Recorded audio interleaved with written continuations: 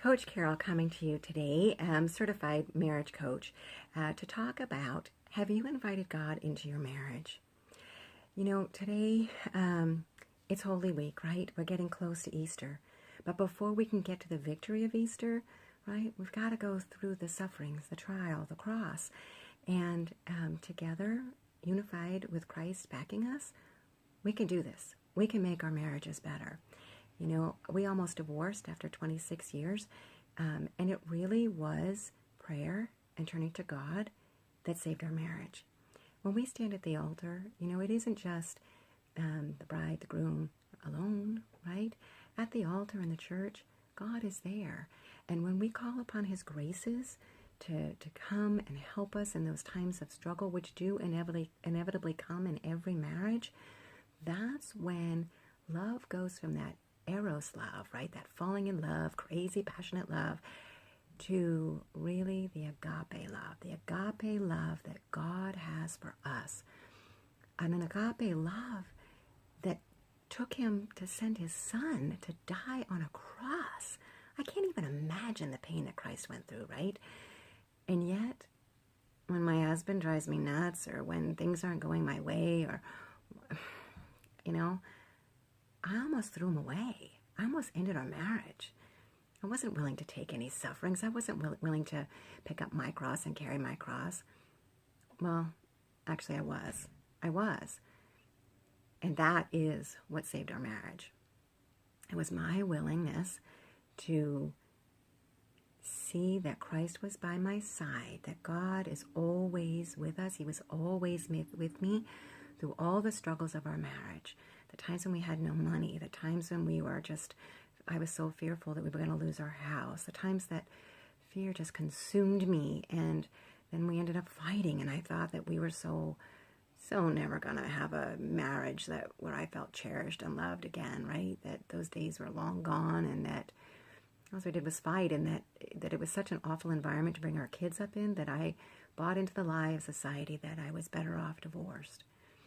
Thank God, right, from my faith, that I was able to sit in church and look at that crucifix and unite my sufferings to His and to get strength.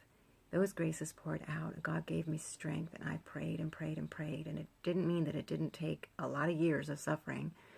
But in the end, God led me to a program that taught me skills that were very different than society and very different what I learned growing up, and that gave me courage. God gave me the courage to change my ways and to get my finger to stop pointing at my husband and blaming him. You know, if he would only do more, if he would only help more, if he would only come home earlier, if he would only make more money, if he would only, then I'd be happy. Then things would be good. Then our marriage would be better. Actually, it was when I got off that and really stepped into growing myself as a woman, as a person, and became empowered to do self-care, to make myself happy, and to relinquish control over everything in the house, and to surrender to my husband, to surrender to God, and really to just open myself up to go deeper in this faith journey. Because what's life really about, right? It isn't about the stuff. It isn't about what our kids are doing. It isn't about, you know, activities and bigger houses and all that. It's about learning to love. Learning to love. And God crucified, Jesus crucified, was the biggest example of love ever. He went to the cross for you and for me. He gave up everything that He wanted. He endured unspeakable pain. Why? It's so confusing to think that He did that for love, but He did. He opened the gates of heaven. He opened up eternal life for all of us, and He came to show us a better way. And I do believe that following His example teaches me to love deeper, to love better every day, sacrificially, to stop thinking about myself, to do things that make my husband happy. I mean, yes, still thinking about myself in the sense that, without a doubt, the biggest mistake I made raising my children was always putting everybody else first and never having myself on that priority list, being able to say, you know, how am I feeling? Tired. What do I need? A nap. Okay, permission granted. You know, I'd love to go take a nap and go put myself to bed. Or when the kiddos were sleeping and napping, right? I needed to go take a nap. I didn't need to have a perfect house. I didn't need to keep up with everything else. I didn't need to get my kids to all their activities. I needed to make myself happy. And if that meant taking a hot bath or, making a really healthy meal or getting myself to the gym or going for a walk, any of those things are so important to keeping ourselves as mothers and as wives strong so that we can endure those bumps that are along the way, so that we can have energy left at the end of the day when our husbands come home, that we're able to still not just pass the baby off to them, but to actually, welcome them like the dog greeting them at the door, happy to see them. And it just creates...